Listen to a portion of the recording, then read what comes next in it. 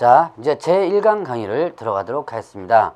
이번 강의에서는 여러분들이 공인중개사 법령의 기초적인 부분인데요. 이런 기초적인 부분과 그 다음에 또 재정 목적 그리고 용어의 정의의 부분에서 일부분, 이제 특히 중개라는 용어 상당히 중요한 부분인데요. 거기에 대해서 한번 강의를 드리도록 하겠습니다. 자, 그러면 공인중개사 법령 부분에서 가장 이제 맨 앞에 나오는 것이 연역이라는 부분이에요. 역사 부분인데 이 역사 부분은 시험지에 그렇게 많이 나오지를 않습니다. 다만 여러분들 이제 흔히들 교재 같은 데서 보면 기본적 틀로다가 역사를 많이 구분해 놓는데 여러분들 이거는 교재 하나의 박스로다가 해서 정리해 놓은 게 있을 거예요. 그것만 살짝 보고 그냥 넘어가셔도 됩니다. 자, 그럼 이제 여러분들이 제가 강의하는 부분 뭐냐면 공인중개사 법령이란 공인중개사 법령이란 하는 이 법령이라는 부분이 있습니다. 자, 제가 이 제목이 뭐였어서 제 과목이 담당 제목이 공인중개사 법령 및 중개실무를 했죠. 그럼 이 법령이 뭐냐라는 것을 여러분들 알고는 넘어가 줘야 돼요. 자, 이 법령이란 법률과 그 다음에 시행령 그리고 시행 규칙을 얘기한다라고 볼 수 있어요. 자, 그럼 법은 여러분들 이제 어떻게 돼요? 국회에서 만드는 거죠. 근데 국회에서 법을 만드는데 세부적인 것을 다 만들 수는 없어요. 그래서 국회에서는 큰 틀을 하나 만들어 놓습니다. 큰 틀을 만들어 놓고 우리가 요만큼 만들었으니까 나머지는 네가 좀 만들어라. 자, 너한테 위임을 시키는 거예요. 자, 그럼 너는 시행령이죠. 그럼 너는 누구냐? 너는 바로 대통령입니다. 자, 국회에서 법에 대한 큰 틀을 만든 다음에 대통령한테 넘기는 거예요. 내가 요만큼 만들었으니까 거기다가 살 좀 붙여라 라고 하는 거예요. 자, 그러면 이제 대통령이 살을 붙입니다. 자, 그래서 살을 붙여가지고 만드는데 자, 대통령이 만들었다 그래서 시행령을 다른 말로 대통령령이라고 표현하게 됩니다. 자, 그러면 대통령도 바쁘죠. 할 일 많습니다. 자, 그래서 나도 요만큼의 중간 틀을 만들어 버린 거예요. 그리고 나머지는 네가 만들어라. 자, 너한테 다시 위임시킵니다. 바로 이 너는 누구냐? 요거는 각 부서장을 얘기하는 거예요. 자, 그럼 각 부서니까 뭐 국토교통부 뭐 이런 거겠죠? 거기 부서장이 나머지를 받아서 세부적인 것을 만들죠. 바로 이거는 부서장이 만든다 그래서 부령 이렇게 표현을 하는데요. 자, 근데 여기서 보죠. 자, 대통령은 한 사람이니까 굳이 앞에다가 이름 붙이지 않아도 돼요. 누구누구 대통령 붙이지 않아도 되는데 근데 부서는 여러 가지 열 몇 개 부서가 있죠. 그래서 담당 부서명이 붙어야지만 됩니다. 그래야지만 어느 부서에서 만들었다는 거 알죠? 그래서 공인중개사법은 어느 부서 담당이냐면 국토교통부 담당입니다. 자, 그래서 공인중개사법의 시행 규칙을 뭐라 한다?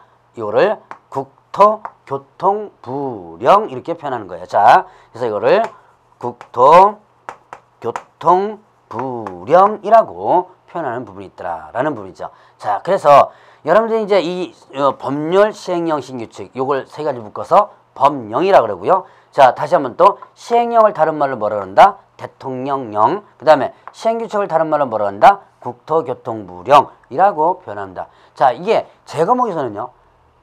이런 시험 문제까지 나옵니다. 자, 뭐뭐는 대통령령으로 정한다. 이거를 뭐를 바꾸느냐? 뭐뭐는 국토교통부령으로 정한다. 이렇게 해서 틀렸다라고 나와요. 실제로 이런 시험 문제가 많이 나오고 있습니다. 그래서 자, 국토교통부령과 그 다음에 대통령령을 정확히 구분할 수 있어야지만 된다라는 거. 자, 그러면 여기서 이제 이거는 전국적으로 시행하는 건데요. 전국적으로 시행하면 문제가 생길 수 있는 것들이 있습니다. 그래서 각 지역별로 기준을 만든 다음에 나머지는 이 안에서 너네들 지방자치단체가 알아서 정해라 라고 일단 그 지자체로다가 위임을 시켜주는 경우가 있는데요. 바로 그 지방자치단체에서 위임받아가지고 법을 만드는 걸 뭐라 하냐면 조례라고 하는 부분이 있어요. 자, 조례 많이 들어보셨을 거예요. 자, 그러면 이때 조례는 다시 광역지방자치단체와 그 다음에 또 기초지방자치단체로 나눠지죠. 자, 광역지자체를 시도조례라 그러고 그 다음에 기초지방자치단체를 뭐라 한다? 시군구조례라 그러죠. 자, 조례는 시험 문제에 나오질 않습니다. 나오진 않지만 그러나 여러분들이 일단은 조례가 있다는 것은 알아두셔야지만 됩니다. 자, 그러면 이제 법령과 관련된 부분을 설명드렸고 그러면 공인중개사법의 중개사법에 있어서의 성격은 어떻게 되느냐라는 부분이죠. 여러분들이 지금 배우는 공인중개사법은 어떤 성격이냐, 요거는 시험 문제 딱 한 번 나왔던 적이 있었습니다. 자, 이날 공인중개사법은 부동산 중개와 관련해서는 어떤 법 성질이냐면, 자, 일반법이다 혹은 또 기본법이다, 이런 성질을 가지고 있다. 자, 부동산 중개 관련해서는 자, 일반법, 기본법이다. 이게 무슨 뜻이냐?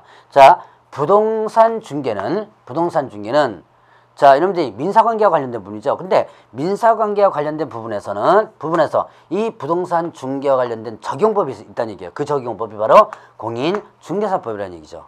예를 들어서 부동산 등기와 관련된 법이 부동산 등기법이죠. 그것처럼 부동산 중개 관련된 법이 바로 공인중개사법이라는 얘기죠. 그래서 이거는 일반법 혹은 기본법적인 성격을 지닌다라고 하고요. 자, 그 다음에 민법과 그 다음에 또 상법에 있어서는 특별법적인 성질을 지닌다라고 합니다. 자, 민법과 상법에 있어서는 특별법적인 성질을 지닌다. 여러분들이 민법에서 민사특별법이라는 그 개념을 아마 들어보셨을 거예요. 자, 민사특별법이란 민사관계 있죠. 민사관계 기본법은 민법인데 어떤 특별한 부분에서는 특별한 법을 만들어 가지고 뭐 하겠다?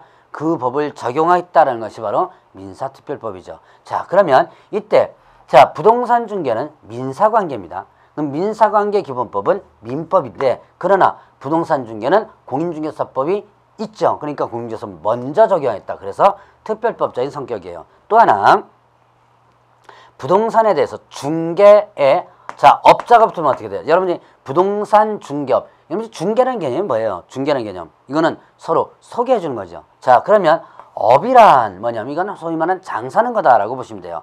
그러면 부동산을 소개시켜놓은 장사하는 것을 부동산 중개업이라고 하는데, 자, 그러면 이걸 업은 뭐예요? 소위 말하는 장사고, 장사와 관련된 기본법은 상법이죠. 자, 그런데 부동산 중개업에는 기본적으로 일단 먼저 뭐가?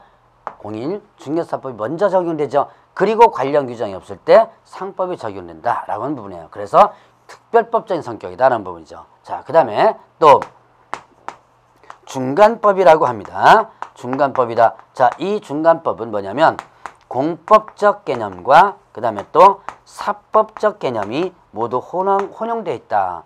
자, 공법은 부동산 공법에서 여러분들이 배우시겠지만 국가와 개인 간의 관계를 규율하는 것이 공법입니다. 자, 그러면 사법은 개인과 개인 간의 관계를 규율하는 것이 사법이죠. 이 두 가지 법이 모두 혼용되어 있다. 그래서 뭐라 한다? 중간법적인 성질이다 라고 표현하고 있는 거예요. 자, 그거 여러분들이 구분을 해보시고요. 자, 그러면 이제 공인중개사법에 있어서의 재정 목적을 한번 보도록 하죠. 자, 여기서 중개사법의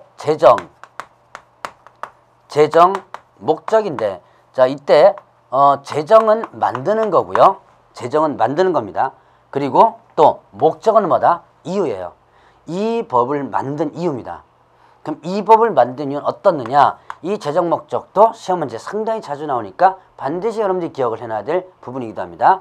자, 이 재정 목적은, 자, 여러분들 거기 교재 보면 아마 뭐 재정 목적과 관련된 부분들이 한 줄 쭉 나와 있을 거예요. 자, 일단 첫 번째 공인중개사의 업무 등에 관한 사항을 정함. 자, 요게 첫 번째 하나의 근본적인 목적이기도 합니다. 자, 공인중개사법의 근본 목적은 공인중개사법의 업무 등에 관한 사항을 정하게 되는 거예요.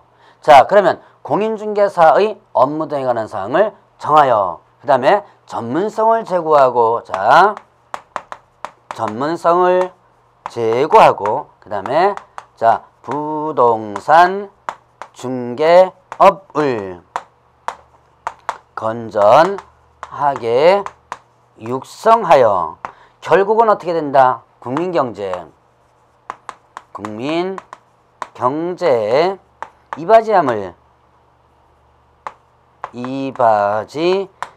목적으로 한다. 이렇게 됐습니다. 자, 그러면 이제 요게 재정 목적인데요. 자, 공인중개사의 업무 등에 관한 사항을 정하여 전문성을 제고하고 그 다음에 부동산 중개업을 건전하게 육성하여 국민경제 이반전을 목전한다. 자, 결국은 이 공인중개사법은 근본적으로 뭐 때문에 만들어졌다? 공인중개사의 업무 등에 관한 사항을 정하는 것이 근본적 목적이라는 얘기예요. 그러면 업무 등에 관한 사항을 더 정하고 나니까 결국 전문성이 어떻게 된다? 제고 올라간다는 얘기예요. 자, 옛날에 보세요. 지금 현재 지금 여러분들이 생각했던 아주 먼 옛날에 보면 부동산 중개업이 어떻게 됐다? 완전 전문성이 없었죠, 실질적으로. 자, 그런데 많이 전문성이 올라갔죠. 그 다음에 또 하나, 부동산 중개업이 지금 어떻게 된다? 건전하게 육성한다. 자, 이전에는 건전하지 못했다는 얘기예요. 그것을 건전하게 만들겠다는 얘기죠. 자, 그렇게 함으로써 결국은 자, 이렇게 업무 등에 관한 상황을 정함으로써 이 두 가지의 효과가 나타나고 최종적으로는 최종적으로 어떤 효과가 국민경제 이바지함을 목전한 이 문구가 나온다는 얘기죠. 특히 자, 여러분들 조심할 것은 여기에서 공인중개사의 업무 등에 관한 사항을 정한다. 여기에 자, 소속 공인중개사의 업무 등에 관한 사항을 정한다. 틀립니다. 자, 그 다음에 개업 공인중개사 업무 등에 관한 사항을 정한다. 틀립니다. 그냥 전체적으로 공인중개사의 업무 등에 관한 사항을 정한다. 이렇게 됩니다. 자, 그 다음에 부동산 중개업을 건전하게 육성하는 거죠. 부동산 중개 업무에 대해서 육성한다. 틀리고요. 자, 그 다음에 또 건전하게 육성한다. 이걸 업을 갖다가 규율한다. 이런 문구 나와도 이거 틀린 거예요. 문구의 변화. 자, 제가 먹은 문구의 변화가 여러분들 조심해야 될 부분들입니다. 자, 그 다음에 국민경제의 바지. 이건 뭐 국민의 재산권 보호 이렇게 하면 틀리다는 얘기죠. 이런 문구 변화를 여러분들이 조심해서 하면서 이런 부분을 한번 기억해 보시라는 부분이에요. 자, 그러면 이제 또 이제 재정 목적을 한번 살펴봤으니까 이제 용어의 정의를 보죠. 자, 용어의 정의에서 가장 먼저 나오는 것이 뭐냐면 중개란 하는 용어입니다. 자, 중개란 보죠. 여러분 이제 중개와 관련된 부분에서는 일단 중개에 대한 국어사전적 개념은 소개하고 알선이라는 개념이에요. 자, 소개, 알선 개념이 바로 중개인데 그럼 이 법에서는 어떻게 중개를 정의하고 있느냐 하는 부분이죠. 자, 중개란 법 제3조 규정에 의한 뭡니까? 중개대상물이 있어요. 중개대상물에 대하여 거래당사자 간에 자, 매매 그 다음에 교환 그리고 임대차 그 밖의 권리 득실 변경에 관한 행위를 말하는 거다. 알선하는 것겠습니다. 자, 알선이라는 개념이 나옵니다. 자, 중개에 대한 알선이라는 개념이 나온다는 걸 여러분 주의해 주시고, 자, 법 제3조 규정에 의한 중개대상물. 그럼 이 중개대상물은 나중에 다시 한번 보겠지만 토지, 건물, 그 밖에 토지의 정착물, 임목, 광업재단, 공장재단이에요. 자, 5가지가 중개대상물입니다. 거기에 대한 거래당사자 간의 매매 교환 임대차를 알선, 소개시켜주는 거예요. 그러니까 중개란 기본적 개념이 소개하고 알선한다라고 기본적 개념으로 여러분들 보시면, 자, 매매 교환 임대차를 알선한 것도 일단 이 법상의 중개고요. 그 다음에 그 밖에 권리득실 변경, 그러니까 이런 중개 대상물 있죠. 토지, 건물, 임목광업재단, 공장재단에 대한 그 권리득실 변경인데요. 그럼 이 권리득실 변경이 뭐냐? 매매 교환 임대차도 권리득실 변경이죠. 대표적인. 그런데 그 밖에 그거 말고도 있다는 얘기죠. 뭐가 있냐면 저당권이나 저당권, 그 다음에 전세권, 그 다음에 또 지상권, 지역권, 지상권, 지역권. 이건 민법에서 나오는 각종 권리들이죠. 그 다음에 또 임차권, 이런 것들이 바로 그 밖의 권리에 해당되죠. 그래서 판례상에 보면 이런 내용도 있습니다. 이런 그 밖의 권리는 저당권 등 담보물권도 포함된다라고 나와요. 자, 그러면 결국은 뭐에 대한 자, 여기서 이제 포인트를 잡는다면 뭐에 대한 알선을 얘기한다? 중개 대상물에 대한 알선이 이 법상의 중개다. 그러면 중개 대상물이란 뭘다? 토지, 건물, 임목광업재단, 공제재단, 결국은 뭐예요? 부동산이죠. 자, 그래서 여러분들이 이 법상에서 중개는 결국 뭐를 얘기한다? 앞에 뭐가 생략되어 있다? 부동산이 생략되어 있다는 얘기예요. 자, 여기서 앞에는 뭐가 생략되어 있다? 부동산이 생략되어 있더라. 그러니까 여러분들은 뭐를 공부하고 있는 중이다? 뭐를 공부하고 있는 중? 자, 부동산 중개를 공부하고 있는 중이에요. 자, 그러면 이제 포인트를 잡을 때 중개대상물에 대한 알선만 하게 된다. 그럼 중개대상물이 아닌 토지, 건물, 그 밖의 토지적 정물, 임목광업재단, 공장재단이 아닌 알선은, 그것이 아닌 알선은 뭐가 아니다? 이 법상의 중개가 아니라는 것을 여러분들이 명심해 줘야 돼요. 그럼 중개대상물이 아닌 것에 대한 알선은 이거는 이 법상의 중개가 아니고 이 법, 즉 공인중개사법에 적용되지 않는다라고 하는 부분이죠. 자, 그래서 대표적인 판례가 있는데요. 이런 판례가 있습니다. 금전, 소비, 대차, 알선에 부수하여, 자, 금전, 소비, 대차, 알선에 부수하여 시험 문제 상당히 잘 나온 겁니다. 자, 저당권 설정 행위를 뭐 했다면? 알선했다면, 자, 금전, 소비, 대차, 알선에 부수하여 저당권 설정 행위를 알선했다면 이것도 이 법상에 뭐에 해당된다? 중개에 해당된다 라는 판례가 있어요. 자, 이 예를 잠깐 들어보면, 자, 이런 게 있습니다. 자, A하고 B가 있고요. 자, 여기에 갑이라는 소개시켜준 사람이 있는데, A는 토지, 땅은 잔뜩 갖고 있어요. 그런데 뭘 가지고 있지 않다? 현금이 아무것도 없습니다. 그런데 B는, 자, 그럼 B는 가진 게 뭐밖에 없는 사람? 얘는 가진 게 돈밖에 없는 사람이죠. 자, 그러면 A가 B를 안다면 쫓아가지고 야, 돈 빌려줘 그러면 되는데 모르잖아요. 그래서 이 A가 갑이라는 사람한테 쫓아옵니다. 그래가지고 야, 가진 게 돈밖에 없는 사람 있으면 좀 빌려줘, 저 소개시켜줘 그런 거예요. 그래서 갑이 B를 A에게 소개시켜주죠. 그래서 B가 A에게 돈을 빌려주도록 하는 거예요. 그러면 여기서 보죠. 결국은 갑은, 자, 금전을 빌려주도록 한 거죠. 빌려주고 받는 거를 소비대차 계약이라 합니다. 자, 소비대차, 금전 소비대차란 금전을 빌려주고 받는 것을 금전 소비대차라고 그래요. 그것을 알선, 소개시켜 준 거죠. 자, 갑은 A와 B 사이에 금전 소비대차를 알선했다. 자, 요까지는 이 법상의 중개에 해당되지 않는다는 거예요. 왜 그러냐? 이 금전은 뭐가 아니다? 중개대상물이 아니란 얘기죠. 자, 이 중개대상물 있죠? 중개대상물이 아니다라는 부분이에요. 자, 그러면 금전 자체는 중개대상물이니까 여기까지 알선은 일단 이 법상의 중개가 아니라는 얘기죠. 자, 그런데 보죠. B가 A에게 돈을 빌려주면서 그냥 빌려주면 좀 떼먹힐 것 같으니까 토지에 뭐를 설정하고? 저당권을 설정한 거예요. 저당권을 설정하고 일단 B가 A에게 돈을 빌려준 거죠. 자, 그러면 갑은 그러면 결국 어떻게 된 거다? 갑은 이 A의 토지에 대한 A와 B 사이의 뭐를? 저당권 설정인을 결국 알선한 것이 되는 거죠. 그러니까 결국 어떻게 된다? 저당권 설정인을 결국 알선한 것을 결국 이 법상에 중개에 해당된다라는 부분이죠. 자, 그래서 여러분들이 이 판례를 보면 이 법상의 중개냐 아니냐를 판단할 수가 있습니다. 자, 이제 이렇게 중개행위와 관련된 부분은 또 하나, 자, 거래 당사자 쌍방으로부터 의뢰받은 것뿐만 아니라 일방으로부터 의뢰받은 것도 하나의 중개행위에 해당된다라는 부분도 판례는 있고요. 자, 그러면 이제 중개와 관련해서는 또 이런 내용이 있어요. 상사중개와 그 다음에 민사중개가 있고요. 그 다음에 또 지시중개, 그 다음에 또 참여중개. 자, 중개 개념을 갖다가 간단히 설명드리는 부분인데, 자, 상사중개는 장사하는 것을 중개해 주는 거예요. 그래서 이거를 여러분들이 이제 굳이 이제 법률적으로다가 의미를 단다면 타인 간의 상행위를 알선하는 거다 이렇게 표현합니다. 자, 상행이니까 뭐예요? 장사하는 거죠. 장사하는 것을 중개해 준다. 그래서 이 상사중개 대표적인 예로서 뭐가 있냐면 무역상사 같은 게 있어요. 여러분들이 저기 예전에 수출입 알선했던 회사들입니다. 무역상사 이런 것들이 상사중개의 가장 대표적인 예고요. 상법이 적용되죠. 그러나 민사중개는 상사중개 이외가 있다. 모두 다 민사중개죠. 그래서 자, 부동산 중개 이런 것들이 뭐에 해당된다? 민사중개에 해당된다. 자, 여러분들이 부동산 중개는 어디에 해당된다? 상사가 아닌 민사중개에 해당된다는 거 기억해 놓으시고요. 자, 그 다음에 지시중개와 참여중개라는 게 있어요. 지시중개는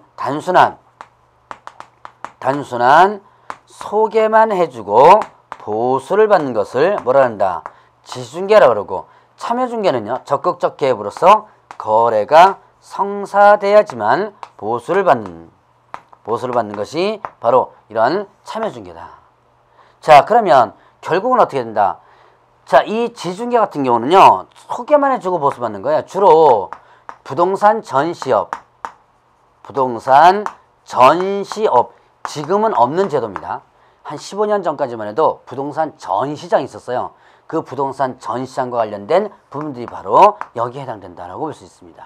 자, 그래서 이런 중개 유형과 관련된 부분도 여러분들이 기본적으로 정리를 해 놓으시기 바라고요. 자, 중개란 다시 한번 포인트 잡습니다. 중개란 뭐다?